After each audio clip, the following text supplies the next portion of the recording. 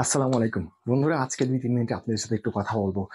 যদিও আমি নগণ্য একটু মানুষ, আপনাদের সামনে কথা বলার মতো সাহস, মনোবল কোনোটাই আমার নাই। তারপরেও বলতেছি, অ্যাজ এ মানুষ হিসাবে, আমি একজন মুসলিম হিসাবে, আমি একজন বাঙালি হিসেবে, আমি একজন এই দেশের নাগরিক হিসাবে।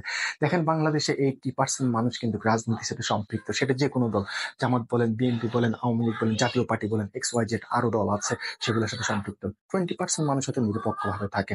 তো এই 80% মানুষ, আমি যে কর্মটা করেছি, আমার ফলটা কিন্তু আল্লাহ কিন্তু বিচার করবে। কিন্তু বিচারের আগেই আপনি দেখেন যে বর্তমান সমাজে আমি যদি অন্যায় করে থাকি, সেই অন্যায়ের কিছু পাপ কিন্তু আমার দুনিয়ার উপরে মোচন হচ্ছে।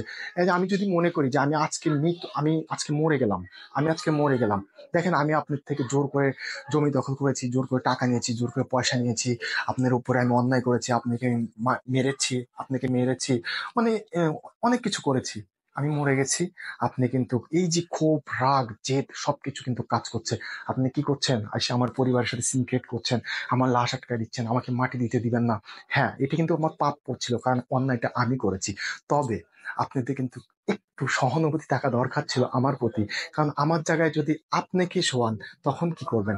আমি মরে গেছি, আমার কিছু করার নেই। আমি কিন্তু শুনবো বা দেখবো, আমরা যেটা, আমি জানি না কতটুকু আমি বলছি, কিন্তু আমরা মরে যাওয়ার পরে হয়তো আমি জানি যে দেখতে পারে, শুনতে পারে, কিন্তু বলতে পারে না, কারণ আল্লাহ সেই শক্তিটা তুলে নেয়। কিন্তু বর্তমান সমাজে কিন্তু আমরা যে দলেরই রাজনীতি করি, আমরা কিন্তু কখনো মৃত্যুর চিন্তাটা করছি না। দেখেন, আমরা নামাজ তো অনেকেই পড়ি না, যদিও পড়ি দুই দুই এক রাকাত। সেটা হচ্ছে জুমার নামাজ পড়তে যায়। জুমার নামাজে আগেও সুন্নত পড়ি না, পরেও সুন্নত পড়ি না, জাস্ট খালি 2 রাকাত নামাজ পড়তে যায়। ওখানে যে হুজুরা খুতবা দেয়, সুদ খাবেন না, ঘুষ খাবেন না, অন্যায় করবেন না, অত্যাচার করবেন না, এগুলো শোনার ধৈর্য কিন্তু আমাদের নাই। যার কারণে আজকে সমাজের এই পরিণতি। সো বন্ধুরা, আমরা সব সময় ইসলামের পথে থাকার চেষ্টা করি। আমি বলছি না আপনি জামাত ইসলাম করেন, আপনি ছাত্র শিবির করেন, আপনি আম, হাফেজি পড়েন, আপনার ইচ্ছা মতো আপনি চলেন, কিন্তু ভালো মন্দ এই জিনিসটা বোঝার ক্ষমতা তো আল্লাহ আপনাকে দিয়েছে। কোনটা করলে ভালো হবে, কোনটা করলে খারাপ হবে। তবে আমরা কিন্তু যেভাবে চলছি, এইভাবে চললে আমরা ভাবতে পারি যে কিয়ামত অচিরেই চলে আসছে।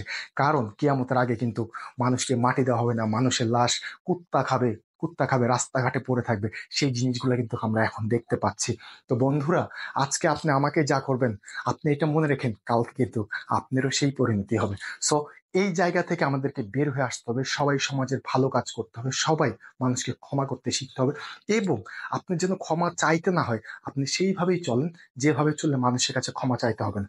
যদিও আমি নগণ্য মানুষ, আপনাদের সামনে কথা বলার সাহস, শক্তি কোনটাই আমার নাই, তারপরেও একটু বলার চেষ্টা করলাম। সবাই রাজনীতি করেন, রাজনীতি ভালো জিনিস, কিন্তু রাজনীতির মতো রাজনীতি করেন। রাজনীতি যদি পেট নীতি হয়, তাহলে কিন্তু এই সমাজ থেকে কখনোই ভালো কিছু আশা করতে পারি না। তো বন্ধুরা, সবাই ভালো থাকবেন। পরবর্তী সময় হয়তো আবারও আপনাদের সামনে আসবো। ধন্যবাদ।